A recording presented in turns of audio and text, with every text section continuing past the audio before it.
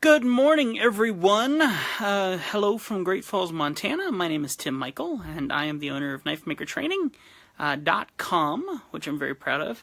And Ed should be here in just a minute. We're going to very quickly take a look at some billets that he's created, and figured I'd go ahead and do a Facebook Live and share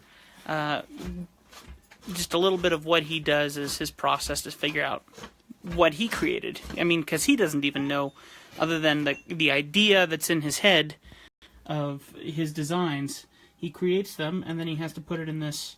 What kind of material is this? This is ferric chloride diluted 3-to-1 with distilled water. The end result. You working on a Canadian this one there? This is weld material because this was the end of the billet. I see. Let's see, I'll cut off here, and this may wind up going in the can that we're going to build.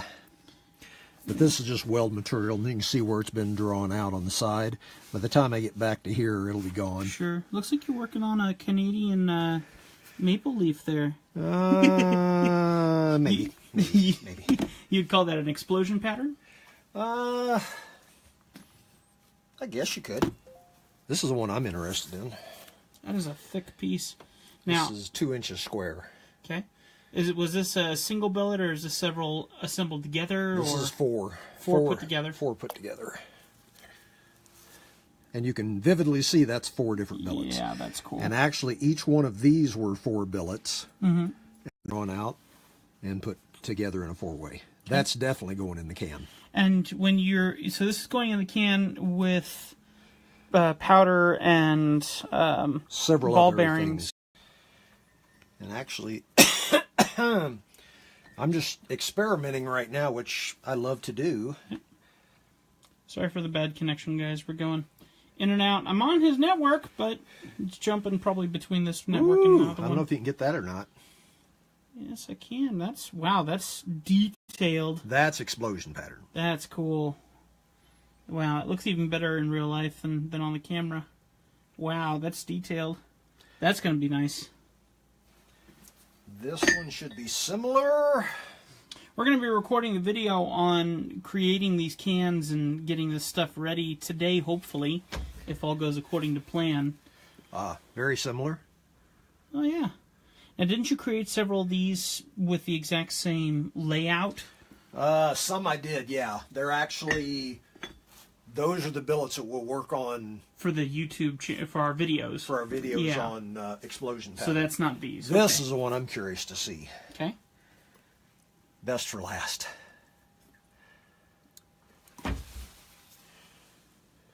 Oh my word! And again, this is MIG weld material. Yep. So that's why it's so important to get rid of that junk. But I think what I'm going to do with this one, set this one up to accordion cut. And then fold it open. Okay. That one looks pretty snazzy. I like that. It really does. And what will happen is this will be, when we cut this for the accordion, it'll be basically slicing at an angle and then opening it up. And so what will happen is this pattern will repeat itself all the way down the blade. Wow. We'll talk more about that in the future. Yeah. And this is a chunk off that big billet. The one that you were etching, the one that you were working off the... Okay. Yeah, and again, MIG weld, which is, these are the very ends. I cut the very ends off so I don't waste everything. And we talked a lot about that in one of our videos upcoming that's taking a bit of time to edit up, but the idea of MIG welds and what the damage can be if you aren't doing anything about that. Which, yeah, that's pretty painfully obvious there. So we got some more videos. I am so sorry for the bad connection, guys. We're jumping in and out. I'm probably jumping between the small shop and the big shop. It looks great, though. Wow. It's almost like a dragon's breath kind of Here we go. Vibe. So, we're going to use these. Tell everyone how you're feeling these days, Ed. I am fantastic nowadays after they got rid of all the issues that I had with the December surge a decade. So what you're seeing here, all these billets, this is the last 3 days of 8 and 10 hours a day in the shop. Well, and he's been doing and I mean a ton of stuff with knife maker training and everything that we're trying to do. We have a lot of video in progress and editing, and it's overwhelming at the moment. And we're still shooting every day because we don't want to stop running out of footage to edit.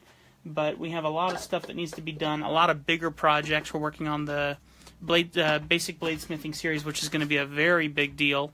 Yep. It's much more of a challenge to record because we're jumping back and forth between a red-hot billet and normal lighting conditions. So we have a lot of stuff going on, but we have a lot to look forward to. Just so you all know, Tim has me in like the surface of the sun.